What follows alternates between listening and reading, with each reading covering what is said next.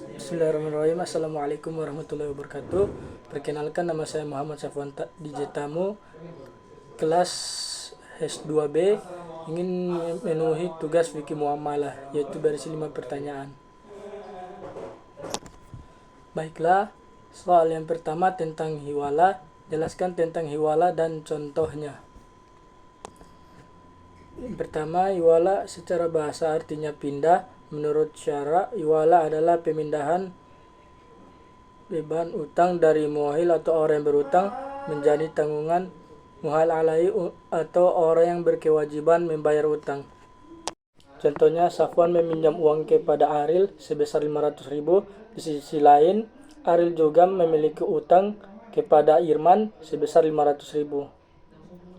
Hiwala al-muqayyadah terjadi saat Aril mengalihkan pembayaran 500.000 Safwan kepada dirinya menjadi dibayarkan kepada pihak Irman.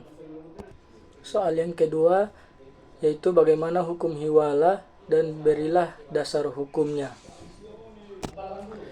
Dasar hukum hiwala sendiri berpedoman pada kitab Al-Quran dan hadis berdasarkan Quran surat Al-Baqarah juz 2 ayat 282 yang artinya, hai orang-orang beriman, apabila kamu bermuamalah tidak secara tunai untuk waktu yang ditentukan, hendaknya kamu menuliskannya dan hendaklah seorang penulis di antara kamu menuliskannya dengan benar. Dasar hukumnya hiwala adalah Al-Quran surah Al-Baqarah ayat 282, hai orang-orang yang beriman, apabila kamu bermuamalah tidak semua tunai untuk waktu yang ditentukan, hendaklah kamu menuliskannya dan hendaklah seorang penulis di antara kamu menuliskannya dengan benar. Menurut hadis jumhur ulama, yaitu menunda pembayaran bagi orang yang mampu adalah suatu kezaliman, dan jika salah seorang dari kamu dihiwalakan kepada orang yang kaya yang mampu, maka turutlah atau menerima penagihan atau hawala tersebut. Hadis riwayat Bukhari dan Muslim. Selanjutnya, pertanyaan yang ketiga yaitu jelaskan rukun hiwala dan syaratnya.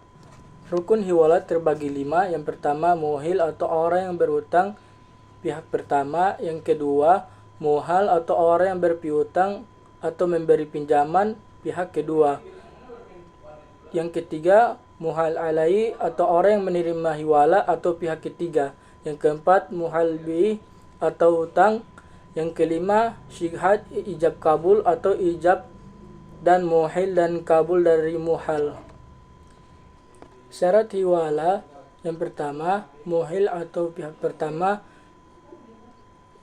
yaitu 1. Balik dan berakal. 2. Ridho atau tidak dipaksa. Jika muhil dipaksa untuk melakukan hiwala maka tidak sah. Yang kedua, muhal pihak kedua. 1. Balik dan berakal. Kedua, ada persetujuan dari muhal terhadap muhil yang melakukan hiwala. Selanjutnya, muhal alai atau pihak ketiga. Yang pertama, balik dan berakal. Kedua, ada persetujuan atau ridha dari muhal alai. Yang ketiga, hutang yang diahlikan. Yang pertama, sesuatu yang diahlikan itu adalah sesuatu yang sudah dalam bentuk hutang piutang yang pasti.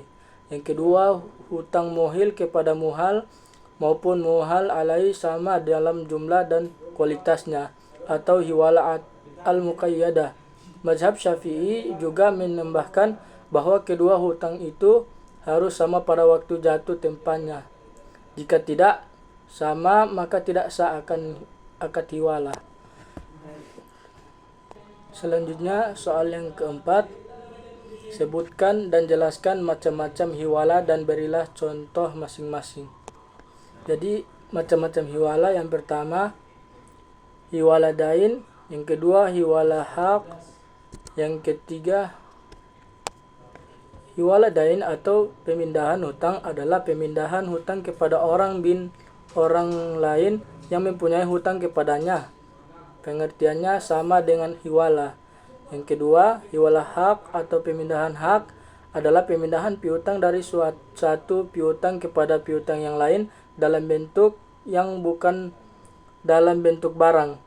Dalam hal ini yang bertindak sebagai muhil adalah peminjam hutang dan ia mengalihkan haknya kepada pemberi hutang yang lain.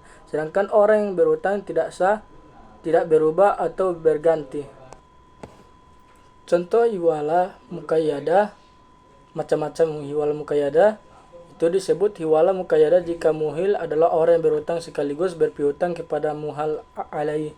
Dengan kata lain, hiwala muqayyadah adalah pengalihan sebagai ganti dari pembayaran hutang muhil atau pihak pertama kepada muhal atau pihak kedua. Yang kedua, hiwala mutlaqah terjadi jika muhil adalah orang yang berhutang tetapi tidak berhutang kepada muhal alaihi, artinya pengalihan utang yang tidak ditegaskan sebagai ganti rugi dari pembayaran utang muhil atau pihak pertama kepada muhal pihak kedua. Contohnya, si A berhutang kendaraan kepada leasing, lalu si A mengalihkan utangnya kepada si C sehingga si C yang membayar cicilan kendaraan tersebut. Hiwala al-mutlaqah terjadi di saat si C membayar cicilan tersebut tanpa si A menegaskan pengalihan utang yang dilakukannya. Soal yang terakhir yaitu bagaimana akibat hukum hiwala. Akibat hukum hiwala yaitu kewajiban muhil kepada muhal untuk membayar hutang dengan sendirinya menjadi terlepas atau bebas. Adanya hak muhal untuk menuntut pembayaran hutang kepada muhal alaihi. Baiklah, sekian dari saya. Apabila saya ada salah kata, mohon dimaafkan. Wabillahi taufiq wal hidayah. Wassalamualaikum warahmatullahi wabarakatuh.